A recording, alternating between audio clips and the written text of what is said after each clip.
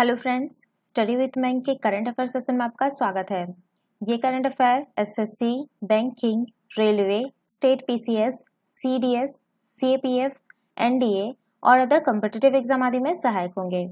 आज की डेट है 23 जून 2021। तो चलिए आज का करंट अफेयर शुरू करते हैं। आज का पहला प्रश्न है, संयुक्त राष्ट्र की तरफ से जारी ताजा रिपोर्ट के अनुसार 2020 में भारत दुनिया में सबसे ज्यादा एफडीआई हासिल करने वाला कौन सा देश बन गया है? ऑप्शन ए पहला, ऑप्शन बी तीसरा, ऑप्शन सी पांचवा, ऑप्शन डी चौथा।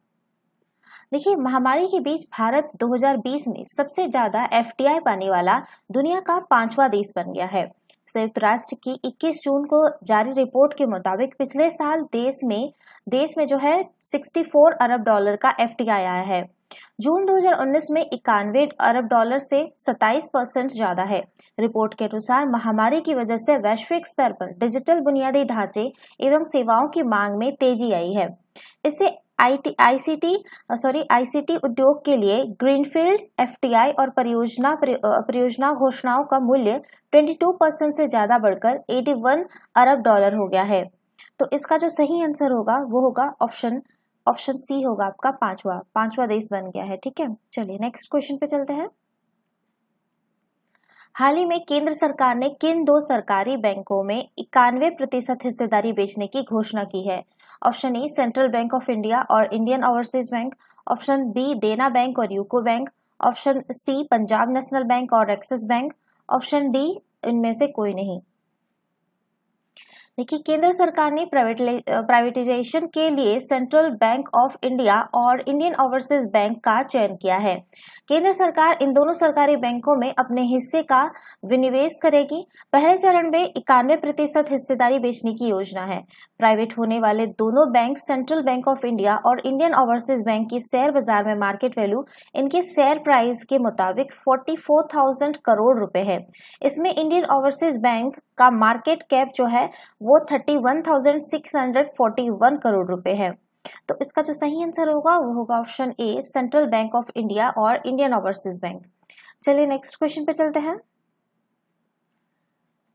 भारत और किस देश ने हाल ही में हाइड्रोजन टास्क फोर्स लॉन्च किया है? Option A America, option B Nepal, option C Japan, option D चीन। देखिए, यूएस और इंडिया स्ट्रेटेजिक पार्टनरशिप फोरम के अनुसार भारत और अमेरिका ने स्ट्रेटेजिक क्लीन एनर्जी पार्टनरशिप के तहत एक हाइड्रोजन टास्क फोर्स शुरू किया है, जो भारत के ऊर्जा सुरक्षा प्रयासों को बढ़ावा देगा। यह कार्यबल जो है वो अमेरिका के ऊर्जा विभाग, केंद्रीय नवीन और नवीकरणीय ऊर्जा मंत्रालय और USISPF द्वारा लॉन्च किया गया था। यह कार्यबल जो है वो डीकार्बनाइजिंग, उच्च प्रदूषणकारी औद्योगिक क्षेत्रों और एक हरित और स्वच्छ ग्रह को प्राप्त करने के लक्ष्यों तक पहुंचाने में मदद करेगा। तो इसका जो सही आंसर होगा वो होगा ऑप्शन ए अमेरिका। चलिए नेक्स्ट क्वेश्चन पे चलते हैं। प्रधानमंत्री नरेंद्र मोदी ने अंतर्राष्ट्रीय योग दिवस के अवसर पर किस ऐप को लॉन्च किया है? Option A joint yoga, option B M yoga, option C health yoga, option D इनमें से कोई नहीं। देखिए, प्रधानमंत्री नरेंद्र मोदी ने अंतर्राष्ट्रीय योग दिवस के मौके पर एम योगा ऐप लॉन्च किया है। इस ऐप में कॉमन योगा प्रोटोकॉल के आधार पर योग प्रशिक्षण के कई वीडियो दुनिया की अलग अलग भाषाओं में उपलब्ध होंगे। भारत ने इस ऐप को विश्व स्वास्थ्य संगठन के साथ मिलकर तैयार किया है। अंतर्राष्ट्रीय योग दिवस पर पीएम मोदी ने ऐप को लेकर कहा कि आधुनिक तकनीक और प्राचीन विज्ञान के फ्यूजन का एक बेहतरीन उदाहरण है। तो इसका जो सही आंसर होगा वो होगा ऑप्शन बी एम योगा। चलिए नेक्स्ट क्वेश्चन पे चलते हैं। Centre for science and environment द्वारा जारी ईज ऑफ लिविंग इंडेक्स 2020 में किस शहर को भारत में सबसे रहने योग्य शहर के रूप में नामित किया गया है? Option A Delhi, option B Patna, option C Bengaluru, option D Lucknow. देखिए, centre for science and environment द्वारा जारी ईज ऑफ लिविंग इंडेक्स 2022 में बेंगलुरु को भारत में सबसे रहने योग्य शहर के रूप में नामित किया गया है। ईज ऑफ लिविंग इंडेक्स 2022 भारत के पर्यावरण राज्य 2021 नामक रिपोर्ट का हिस्सा है। बेंगलुरु के बाद आपका चेन्नई, शिमला, भुवनेश्वर और मुंबई क्रमशः सिर्फ 5 सर्वश्रेष्ठ शहरों के रूप में है। तो इसका जो सही आंसर होगा वो होगा ऑप्शन डी ऑप्शन सी होगा आपका बेंगलुरु। चलिए नेक्स्ट क्वेश्चन पे चलते हैं। हाल ही में किस राज्य सरकार ने 1 वर्षीय पाठ्यक्रम योग विज्ञान को शुरू करने की घोषणा की है? Option A Bihar, option B Jharkhand, option C Punjab, option D Delhi. देखिए, अंतर्राष्ट्रीय योग दिवस पर दिल्ली में गली मोहल्ले तक योग को पहुंचाने के लिए विजन के साथ ध्यान और योग विज्ञान केंद्रों की शुरुआत की गई है। इन केंद्र पर योग सिखाने वाले इंस्ट्रक्टर को ट्रेनिंग दी जा रही है, जो बाद में सार्वजनिक जगहों, पार्कों, RWA के लोगों के बीच जाकर उन्हें योग की ट्रेनिंग देंगे। दिल्ली सरकार ने घर घर तक योग को पहुंचाने के लिए इस साल के बजट में 25 करोड़ की राशि का प्रावधान रखा है। इसी के तहत अब एक साथ 21 सेंटर खोले जा रहे हैं, जिसमें अभी तक 450 छात्र छात्राएं खुद को रजिस्टर करवा भी चुके हैं। तो इसका जो सही आंसर होगा वो होगा ऑप्शन डी दिल्ली। चलिए नेक्स्ट क्वेश्चन पे चलते हैं।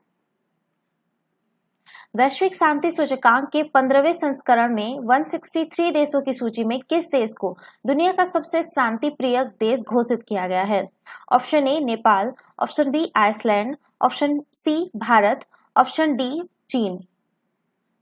देखिए, वैश्विक शांति सूचकांक के 15वें संस्करण में 160 देशों की सूची में आइसलैंड को दुनिया का सबसे शांति प्रिय देश घोषित किया गया है। यह सूचकांक का 15वां संस्करण है और वर्ष 2021 में इस सूचकांक में विश्व के 163 स्वतंत्र देशों यानी क्षेत्रों को उनके शांति के स्तर के अनुसार रैंकिंग प्रदान की गई है। इस सूचकांक में भारत जो है वो 135वां स्थान प्राप्त हुआ है। इस सूचकांक में भूटान को 22वां, नेपाल को जो है आपका 85, बांग्लादेश को 51वां और आपका श्रीलंका को जो है 95 तथा पाकिस्तान को 150वां स्थान प्राप्त हुआ है। तो इसका जो सही आंसर होगा वो होगा ऑप्शन बी आइसलैंड। चलिए नेक्स्ट क्वेश्चन पे चलते हैं।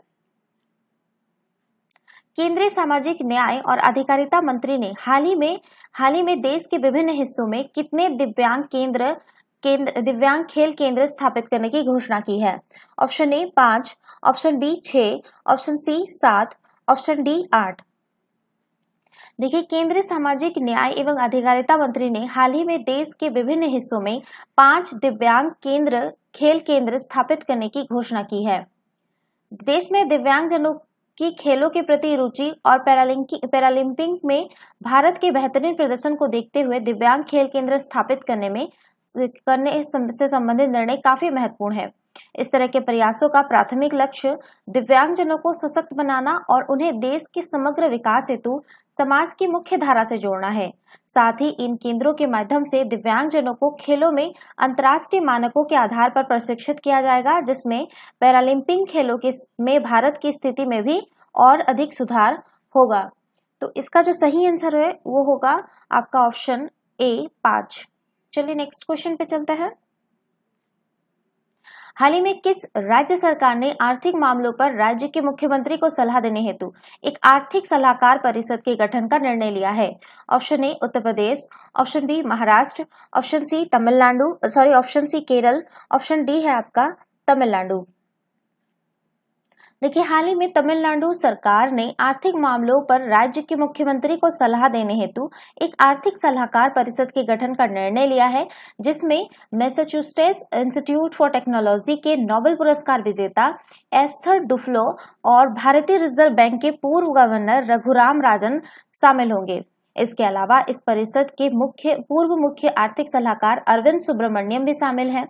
आर्थिक सलाहकार परिषद राज्य की वित्तीय स्थिति का अध्ययन करेगी और राज्य की अर्थव्यवस्था को मजबूत बनाने के लिए तदनुसार बदलावों की सिफारिश करेगी।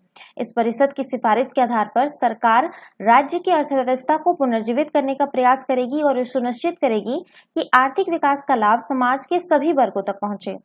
तो इसका सही आंसर होगा वो ऑप्शन डी तमिलनाडु। चलिए नेक्स्ट क्वेश्चन पे चलते हैं। कौन से देश की भारोत्तोलक लॉरेल हर्बर्ट ओलंपिक के लिए चुनी जाने वाली पहली ट्रांसजेंडर एथलीट बन गई है? Option A New Zealand, option B America, option C France, option D Germany. देखिए न्यूजीलैंड की भारोत्तोलक लॉरेल हर्बर्ट जो है ओलंपिक के लिए चुनी जाने वाली पहली ट्रांसजेंडर एथलीट बन गई है। 43 वर्षीय हर्बर्ट ने अपने इससे पूर्व जो है वर्ष 2013 में पुरुष वर्ग में हिस्सा लिया था। वो अब टोक्यो में महिला श्रेणी में 87 किलोग्राम वर्ग में प्रतिस्पर्धा करेगी। ट्रांसजेंडर एथलीटों पर अंतर्राष्ट्रीय ओलंपिक समिति के दिशा निर्देश ऐसे एथलीटों को कुछ निर्धारित शर्तों को पूरा करने के बाद ओलंपिक खेलों में हिस्सा लेने की अनुमति देते हैं जिन्होंने पुरुष से महिला में ट्रांजिशन किया है। दिशा निर्देशों के मुताबिक महिला वर्ग में प्रतिस्पर्धा के योग्य होने के लिए ऐसे एथलीटों को अपने टेस्टोस्टेरोन के स्तर को प्रतियोगिता से पहले के 12 महीनों के दौरान 10 नैनोमोल्स प्रति लीटर से कम रखना होगा। तो इसका जो सही आंसर होगा वो होगा ऑप्शन ए होगा आपका न्यूजीलैंड। तो इतिहास के करंट अफेयर वीडियो पसंद आए तो लाइक, शेयर और कमेंट करना ना भूलें। साथ ही साथ चैनल को सब्सक्राइब करना ना भूलें। Thanks for watching. Have a nice day. Take care.